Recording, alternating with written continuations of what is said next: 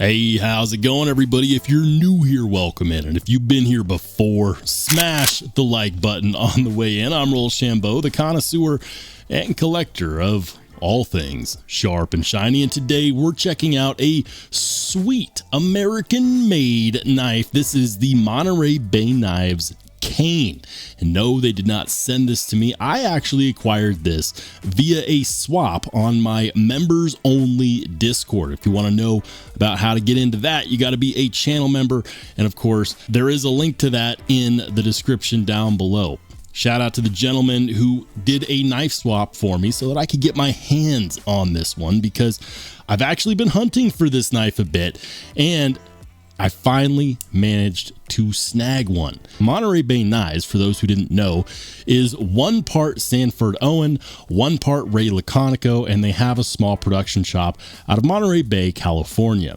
They focus on premium materials and what most people would probably consider to be heirloom quality. That means that it's going to be very well made and should last a very long time. You know, something that you could pass on to your kids. Did they achieve that with the cane, or is it a disappointment? Well, we're going to talk about it. And if what you're looking for is a use case scenario, I will of course include some cut test footage by the end of the video. So if you want to see that, feel free to stick around.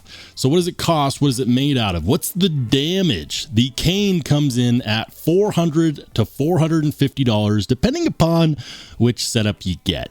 You can get this in a plain stonewash titanium finish, or you can get it in a iron weave, which is this right here. That's this engraving, and I'll see if I can get that to focus so you can see there's a lot of detail there. It's almost a 3D laser engraving, which is really, really cool. This specific version is not very large, although they do make an extra large version of this. This one is 7 inches overall.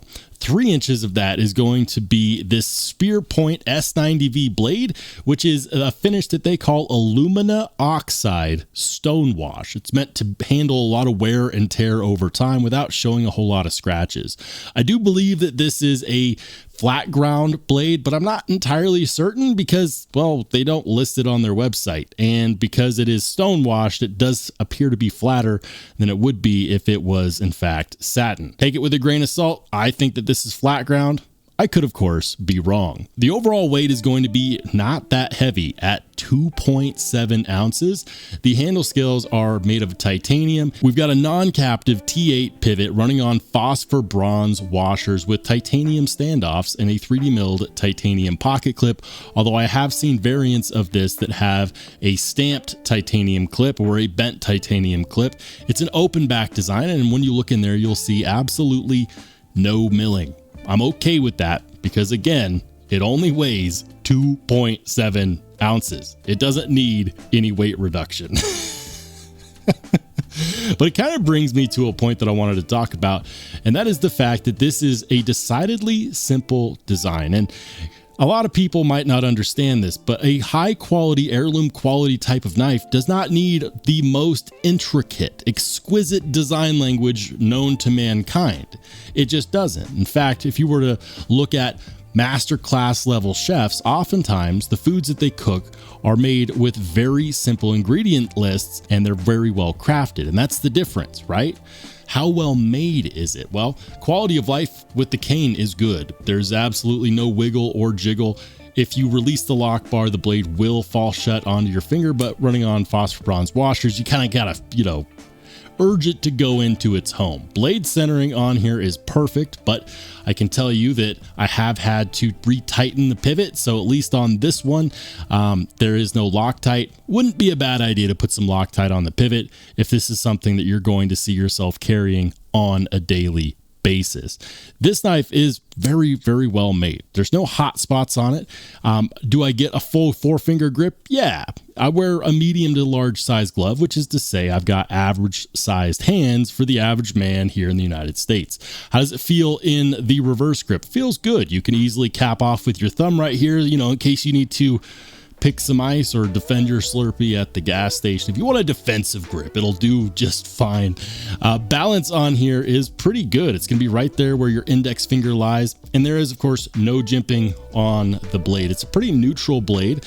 We've got some very minimal branding. Right there it says MBK. On the back it says Sanford Owen, and then right there on the tang of the blade it says S90V. It doesn't read very well right now because it's kind of dirty, but I have, of course, been carrying this knife trying to figure out who is this knife for. Remember, $400 to $450, but that's kind of par for the course with premium American made knives, and it follows premium American made knife guidelines. We're looking at thick slab style handle scales. We're looking at no internal milling. We're looking at, premium American steel in the CPM S90V, which is made by Crucible Industries.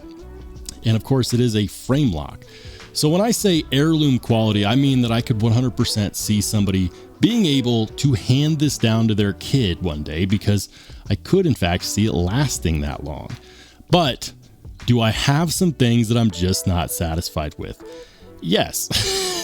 Yes, there are a few things that I'm just not the happiest with. The first is going to be the fact that it is entirely too easy to accidentally put way too much pressure on this lock bar, because especially if you're someone that likes to reverse flick their knives like I do, when you go to do that, you are inadvertently putting pressure on the lock bar. So you kind of got to learn to depend on this clip right here to make it so you're not putting too much pressure on the lock bar. If you do, it'll just be a bad day for, your index finger or your thumb.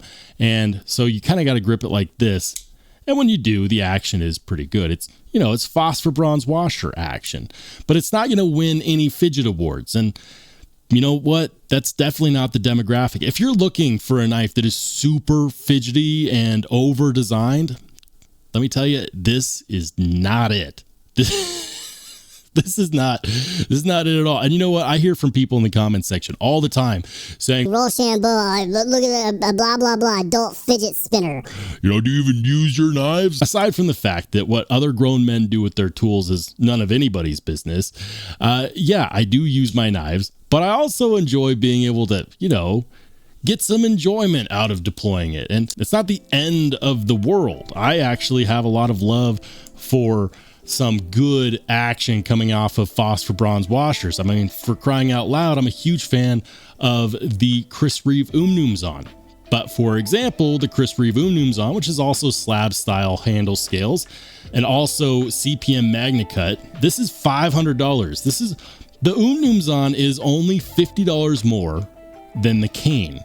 But I do feel like there is more thought and design that went into the Umnumzon. Now, granted, on this knife, it's a much higher production. There's a lot more people working at the Chris Reeve shop. They've got a lot more machines, etc., etc., etc. So maybe they can afford to do this at $500. When you pay $450 for this, you're paying for a small operation, small batch, American made, and heirloom quality. What you're not paying for is an adult fidget spinner. The next thing that I'm not the biggest fan of is the lack of a backspacer. At this price point, I would love to have one, primarily for the reason that it protects the edge of the blade. This is some nice thin cutting geometry here on this blade, but when you carry it a lot, which this knife is meant to be carried, the edge could come in contact with crap in your pockets, coins, keys, etc., etc. And so it's nice to have that little bit of extra protection, that buffer zone from other crap that eventually, inevitably, ends up in your pocket. And it's not there. At 2.7 ounces, we could have afforded a little bit more weight to have included a backspacer, and I don't think that it would have been that hard to do that. But let me know what your thoughts are about that in the comment section. Do you like an open back design, or do you like having a backspacer? The next thing that I'm going to complain about, and yes, it is a complaint, is the entire lack of a certificate of authenticity. This is a $450 knife, and there's no certificate of authenticity. When they're this small batch, I really like those because it kind of highlights a few things. We know that they're capable of doing laser engraving, so maybe it would be nice to have a serial number on here, a unique identifier that says, yes, there are others like this out there, but this one is mine.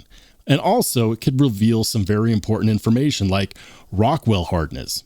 CPM S90V performs really well anywhere in the realm of 59 to 62 Rockwell, but because they don't list it on their website and because there's no certificate of authenticity, we have no idea what this one is. That's a small touch that could make a big difference to people who are willing to spend this kind of money on this kind of knife. And it is a difference that you do in fact see, for example, on Chris Reeve knives that are within the same ballpark. So a touch like that could go a long ways, and who knows, maybe Monterey Bay does offer certificates of authenticity and the gentleman that sent me this one just didn't include it. But honestly, I kind of doubt it.